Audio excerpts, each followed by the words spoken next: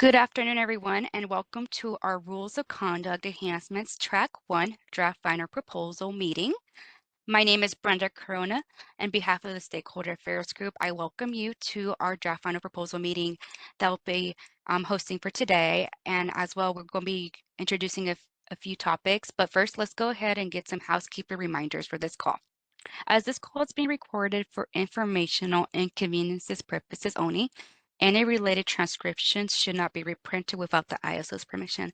As this meeting is intended to stimulate open dialogue and engage diverse perspectives, we highly recommend for keeping comments short and brief, and that way we can go with other individuals who have any questions. If you do experience any technical issues during the call, feel free to submit a chat to myself or my event producer, Silas, and we will be able to help you. For today's WebEx call, virtually, everyone's mostly attended through WebEx, so we are using the raise hand icon that's located in the lower toolbar. You'll be able to hear the beep tone. Once you're unmuted, make sure you state your name and affiliation. And also for those attendees who are logged in through the phone line, press the pound and 2 to be added to the queue. Also, make sure to state your name and affiliation when submitting the comments or questions through just the chat or also through the verbal line. The WebEx platform has this new feature that locks you when you do ask a question and submit it to the queue line for a question. Make sure you do not unmute yourself, so the event producer Silas will go ahead and unmute you. So once you're opened up your line, feel free to go ahead and speak. And so also for today's meeting, we want to take advantage of for one question during the end on slide 14, we'll do a polling opportunity with Slido, and this will allow attendees who are virtually participating submit questions. So this will be visible on your right side of your screen, and this is completely optional and anonymous. So those questions will be visible, so you don't need to provide your name. But if you do have any questions after that section, we will be allowing those to raise their hand and provide verbal comments that are based on the questions they might have asked. So just like a demo of how it looks like, and you'll see those icons on the right of your screen. And also, if you're logged in through a device, you'll be able to see that same ability of submitting a question if you like. For today's agenda, we would like to go ahead and kick things off with a little bit of like the process timeline first, and then I'll hand it over to Dinesh to go over the background on the track 1 draft final proposal, and then we'll open it back up with a few questions and Q&A and using the Slido. And then at the end, I'll go over the next steps of the commenting deadline for this draft final proposal. Today, we are currently in the proposal development phase where we are currently have provided a draft final proposal last week on the 2nd, and now we are going towards the final proposal. At this time, we will be asking for comments by August 15th. We'll be sharing that later on, but for today, let's go ahead and dive in with the background of the track 1, and then I'll hand it over to Dinesh to kind of kick things off for us today.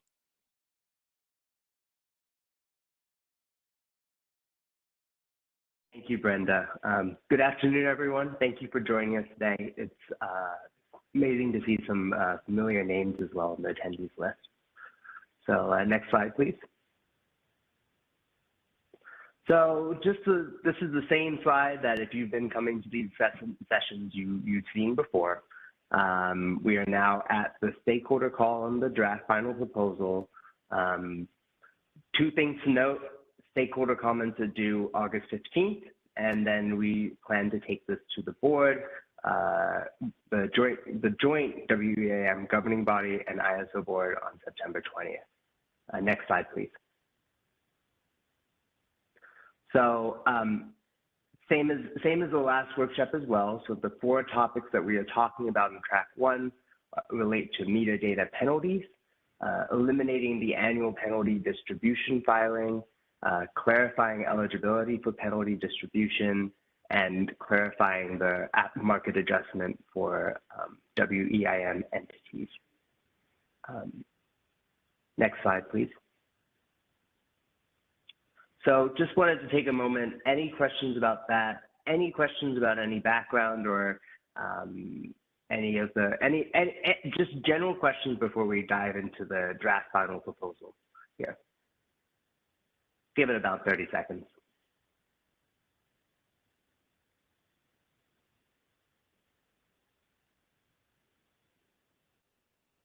Oh, Silas, the Slido will go on slide 14, not right now. Thanks.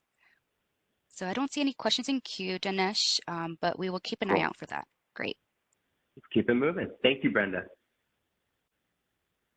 Okay, so DFP stands for Draft Final Proposal here. So this is all material that has been in the straw proposal as well, just providing a summary here. And the three topics that have remained the same is we're proposing to remove FERC approval requirement before the annual penalty distribution. We had a stakeholder comment on the informational report on the ISO website, asking about, or sharing a concern about some of the data being shared. After kind of discussion we had with that stakeholder, they are now okay with the informational report, as we are planning to simply provide the information that was the same as that public filing currently provides.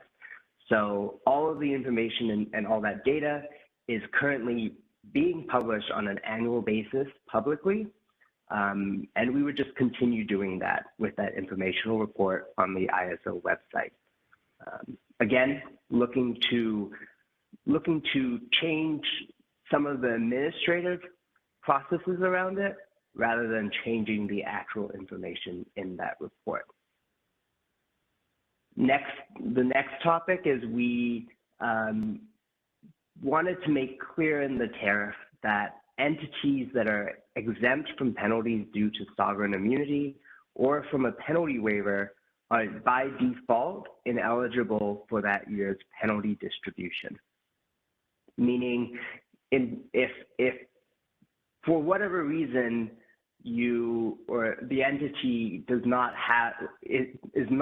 sort of needing to, is not subject to the penalties, the clarification allows us to move that and say instead, like, okay, you should not be eligible to get that penalty distribution at the end of the year because you were not paying the penalties to begin with.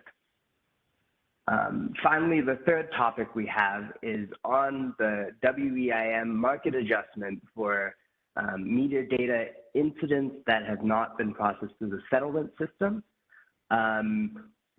If there are no other affected scheduling coordinator IDs in a UDC area, we propose not kind of calculating and charging and then kind of almost reimbursing that market adjustment because it's coming from the same entity that it's going back to.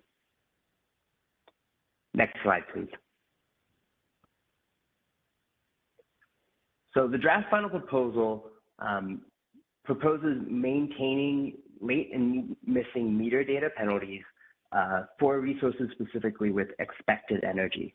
So based off of some stakeholder comments we received, we kind of went back, we thought about it, and we came back with this new new proposed change to the tariff, stating that non-submittal of meter data will be penalized only when a resource has non-zero total expected energy. The concern that stakeholders shared was under the current situation, generators that we're not providing any sort of any energy into the market, or we're not expecting to provide, could still be faced with meter data penalties if they didn't submit any data. Here we are making it very clear that these resources would not be penalized, and instead, only if we're expecting the resource to submit meter data because they had a TE that's non-zero, that we would essentially put that penalty in place. The late meter data, we're holding that penalty to $1,000 per trading day. Missing meter data, holding that at an additional $3,000 per trading day. during the straw proposal round, we had stakeholder comments about whether or not we could extend the 30% threshold or 30% error approximation to the late or missing meter data. With the late meter data, if we extended that new methodology to that penalty, it would mean the penalty would be processed far beyond that T52B point, to the point where we believe that it would hinder sort of the incentive, the original incentive and reason for the penalties which is compliance. For the missing meter data, given that there is no data being submitted by T+214B, there would be no data to calculate that 30% approximation of the error value for. And then, like in the straw proposal, we are proposing to extend the internal T+44B pre-deadline automatic notice to the scheduling coordinators and market participants. So we received a comment from a stakeholder about potentially moving that date a few days closer to the T+52B deadline. And if the ISO were to do that, it would require a number of internal processes to change or be redeveloped such that we could have that data. And this was a much cleaner way of providing that notice, that courtesy notice. And also, a lot of the stakeholders, most of the stakeholders generally seemed unopposed or in support of the T+44 date. Next slide, please.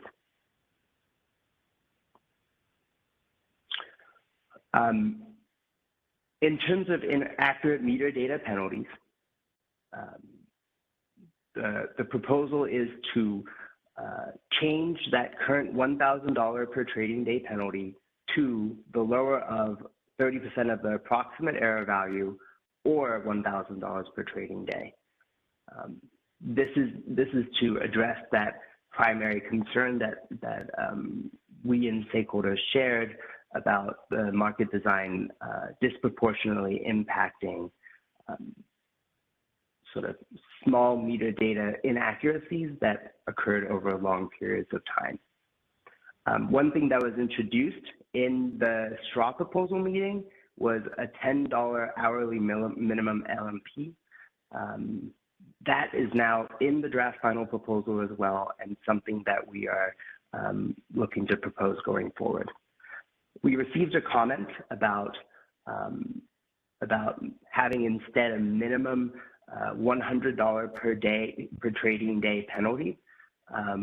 We appreciated that stakeholder's sort of proposal, and we believe that this current hourly minimum will be sufficient enough to maintain the compliance and incentivize that compliance we're looking for, while providing proportionate penalties. Something else that's new is based off stakeholder feedback and concerns, we have added a clarification stating that for WEIM entities that may have linked generator and load meter data, meaning that if one side of the equation changes, the other side must also change as well to the same amount. The error value calculation we would apply would only apply to the inaccurate generator meter data and not to that corresponding inaccurate load meter data. Next slide, please. Okay. Any questions? Let's go ahead and, Silas, go ahead and take over and open up the question Slido for those who want to ask a question at this time. As a reminder, the question Slido is on your right hand of your screen below your chat window. Feel free to submit those questions and we can answer them. They're completely anonymous, but you're welcome to ask them verbally as well.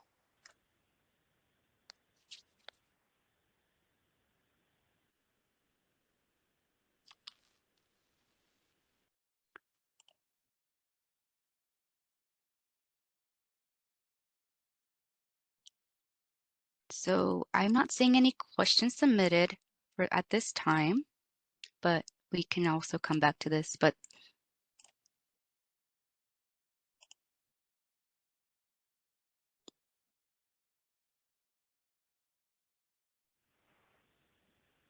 I think maybe what we should do here, Brenda, is let's wrap up the next steps, and then maybe that'll give a moment for if any questions do come up from one of our attendees.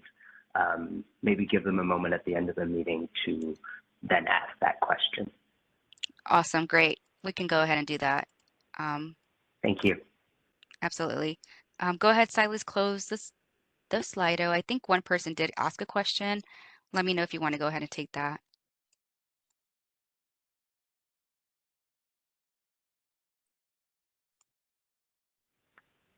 I would love to take that now. I can't see the question here, so if you could read it out loud, that'd be great. I believe that wasn't actually a question. That was Angelica testing the Slido. Okay, great. Let's go ahead and get started. Cool. So the next slide is open discussion. Yeah, let's keep it moving to next steps. Thank you. Okay. So for this next steps for this meeting, or for this particular proposed draft final proposal, the comments are due by 5 p.m. August 15th in the ISO commenting tool.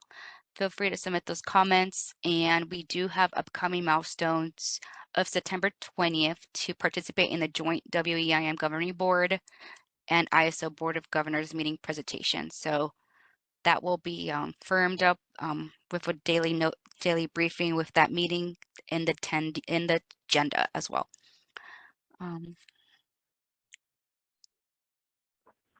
And then at this time, this is the link I provided earlier in the meeting for visiting the Rules of Conduct Enhancements, where you'll find the commenting tool and the documents that have been posted and the presentation.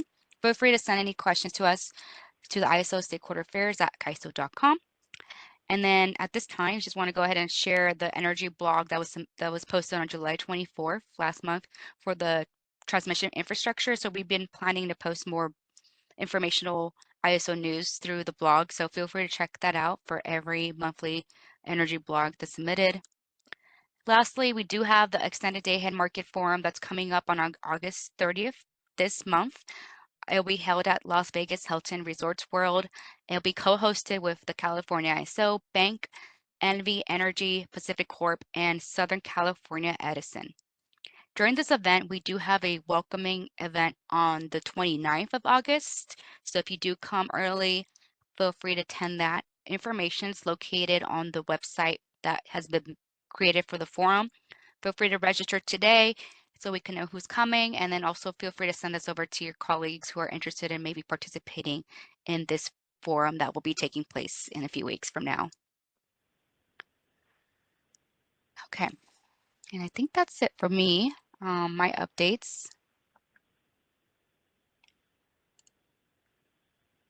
Dinesh, do you like to have any? Go ahead. Yeah, just maybe one more minute for any last comments, questions, or concerns, anything that's on your mind.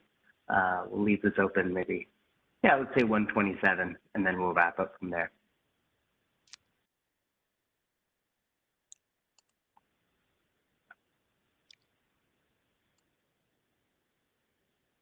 Okay.